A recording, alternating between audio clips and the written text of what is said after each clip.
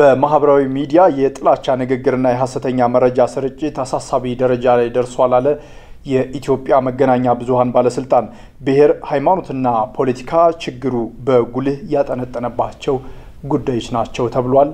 ድልነሳ መንግስቴ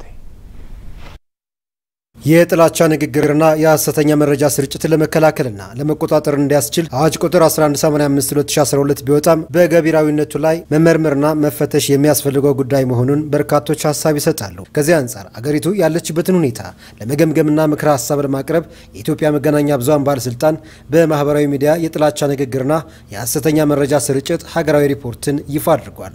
በሪፖርቱ ፌስቡክ፣ ቴሌግራም፣ ዩቲዩብ፣ ትዊተርና ቲክቶክ የጥላቻ ንግግርና የሐሰተኛ መረጃ ስርጭትን አስመልክቶ ትኩረት የተደረገባቸው መሆኑን ያመላከቱት የበይነ መረብ መገናኛ ብዙሃን ክትትልና አቅም ግንባታ ዳይሬክተር ወይዘሮ ኤደን አማረ የጥላቻ ንግግሮችን የተሸከሙ ሐረጋትና አረፍተ ነገሮችን እንደማሳያ አቅርበዋል። የተለዩ የጥላቻ ሐረጎች ደግሞ የሚያሳዩት ሂስቶሪካል ፊገርስ የምንላቸው በታሪክ የራሳቸው የሆነ ታሪክ ሰርተው ያለፉ አካላትን እንዲሁም ታሪካዊ ነገሮችን እና ታሪካዊ ሰዎችን በታሪክ ያለፉ በፖለቲካ በተለያየ ማህበረሰባዊ ጉዳይ ያለፉ አካሎችን ሲሆን በማዋረድና በማንቋሸሽ ጠርዝ በያዘ ዋልታረገጥ እሳቤ በንግግር የኛ አይደሉም እነሱና እኛ በሚል በጣም ጠርዝ ላይ በተቀመጠ በተከፈለ ሁኔታ በዛ መንገድ የቀረቡ ናቸው። ታሪክና ትርክቶችም እንደዚሁ በጥላቻ ሐረጎቹ በዋናነት ሐሳቡን የተሸከሙ ናቸው። መረጃዎቹ የተላለፉበት ቅርጽ፣ ዘዴ፣ ምንጭ፣ ዓላማ፣ መገለጫና ጽንሰ ሐሳቦች የጥላቻ ንግግሮቹ የተላለፉባቸው ሁኔታዎች መሆናቸውን ያነሱት ወይዘሮ ኤደን ከምንም በላይ ሕዝብን ኢላማ ያደረጉና የዜጎችን ሕይወት ከባድ ሁኔታ ላይ የከተቱ ናቸው ብለዋል። ተቋማትን፣ የመንግስት ተቋማት፣ የሃይማኖት እንዲሁም የግል ድርጅቶች በዚሁ የጥላቻ ንግግር ኢላማ ሆነዋል። ፖለቲከኞች ኢላማ ሆነዋል።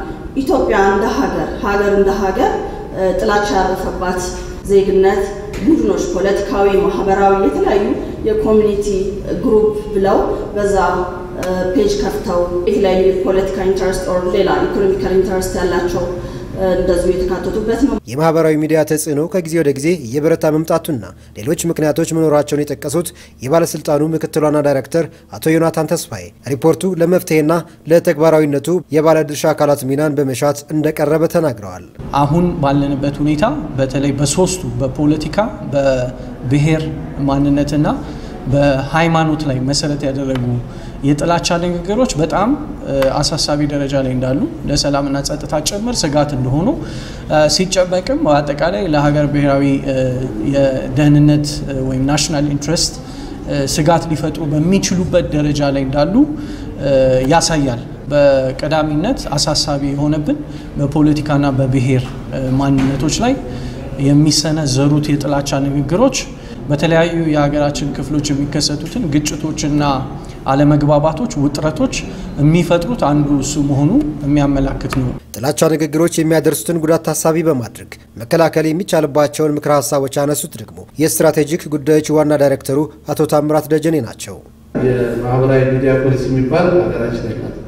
ስለዚህ ይሄ ፖሊሲ መውጣት አለበት። አዋጅ በተወሰነ መልኩ አለ 1185/2012 የወጣው አለ። ሐሰተኛ መረጃና ጥላቻ ንግግር ለመከላከል የወጣው አዋጅ አለ። ግን እሱን ወደ መሬት ማውረድ እና መፈጸም አልተቻለም በተሟላ መልኩ። ስለዚህ ማስፈጸሚያ ደንብ ያስፈልጋል ማለት ነው። ሌላኛው የማህበራዊ መገናኛ መድረኮች ግንኙነት የሚገዛ የህግ ማዕቀፍ ያስፈልጋል። ራሱ ፕላትፎርሞቹ የሚገዙበት የህግ ማዕቀፍ ያለው እስካሁን የለም። ሌላኛው የክትትል አቅማችንን ማጎልበት ነው። በጣም መሰረታዊ ደግሞ ህዝቡ ነው። 9192 የሚባል ሆትላይን አለ።